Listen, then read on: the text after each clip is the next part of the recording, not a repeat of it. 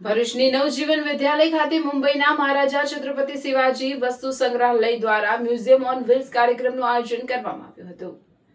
કાર્યક્રમમાં ઇન્ટેગ ભરૂચ ચેપ્ટરે સહયોગી સંસ્થા તરીકે મહત્વપૂર્ણ ભૂમિકા ભજવી હતી। કાર્યક્રમનો મુખ્ય હેતુ વિદ્યાર્થીઓને ભારતના પ્રાચીન ઇતિહાસ, સાંસ્કૃતિક વારસા અને પુરાતત્વીય સમૃદ્ધિથી પરિચિત કરાવવાનો હતો।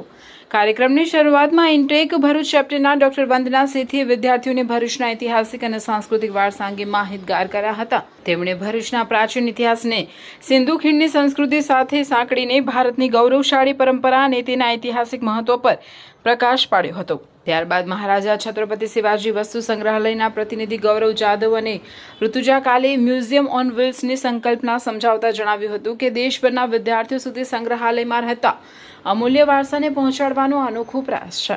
મોબાઈલ મ્યુઝિયમમાં સિંધુ ખીણની સંસ્કૃતિને કેન્દ્રમાં રાખી વિવિધ પ્રતિકૃતિઓ, માહિતી ચિત્રો, ડિજિટલ પ્રદર્શન અને ઐતિહાસિક વિગતો રજૂ કરવામાં આવી હતી।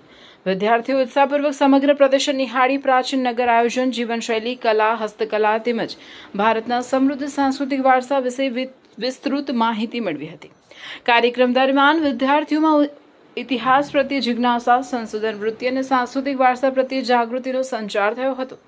નવજીવન વિદ્યાલયના સંચાલન શિક્ષકો તથા ઇન્ટેક ભરૂચ ચેપ્ટરના સભ્યોના સહયોગથી કાર્યક્રમ સફળતાપૂર્વક સંપન્ન થયો હતો। આયોજકોએ ભવિષ્યમાં પણ આવા શૈક્ષણિક અને સાંસ્કૃતિક કાર્યક્રમો યોજવાની પ્રતિબદ્ધતા વ્યક્ત કરી હતી। આજે અમે મારું નામ મલેક ફાઇઝા। આજે અમે અમારી શાળા યુનિવર્સલ એક્સપેરિમેન્ટલ સ્કૂલમાંથી નવજીવન શાળા વિદ્યાલયમાં ઉપસ્થિત થયા હતા।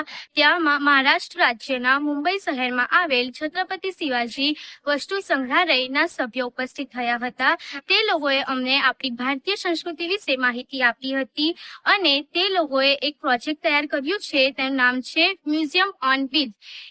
એ મ્યુઝિયમ ઓન વ્હીલ એક બસ હતી જેમાં જે મ્યુઝિયમમાં જે વસ્તુઓનો સંગ્રહ કરવામાં આવે છે તે વસ્તુઓનું 3D મોડેલ તરીકે અમને બતાવવામાં આવી હતી અને તે લોકોએ અમને ખૂબ સારી માહિતી આપી। એ સૌ પ્રથમ અમને પ્રાચીન સમયમાં જે આપણી જમીનની અંદર જે વસ્તુઓ દટાઈ ગઈ હોય છે તેમનું એક 3D મોડેલ અમને બતાવ્યું। એના પછી અમને હડપ્પા સભ્યતા વિશે સમજાવવામાં આવ્યું। પછી પ્રાચીન સમયમાં લોકો અનાજ એકઠા કરવા માટે જે કોઠીઓ મોટી મોટી યુઝ કરતા હતા તે અમને બતાવવામાં આવી અને પ્રાચીન સમયમાં જ બાળકો પણ આપણા જેવા રમતો રમતા હતા।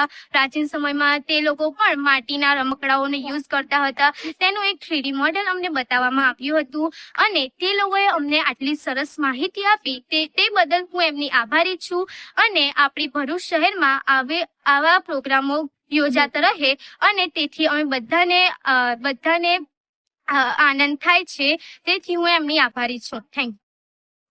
ખોદકામ કરીને જે વસ્તુઓ અને મૂર્તિઓ મળતી હતી તે અત્યારે પણ હાલમાં ઉપસ્થિત છે।